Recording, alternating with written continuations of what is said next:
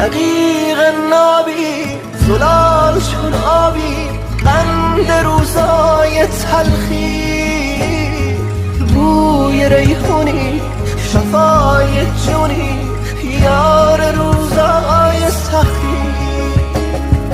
حریر سبزی سای دستی، گنج قارون چشما، تو بوی نونی باغ زیتونی، رود کارون ما. تو دادم همه راز و نیازم،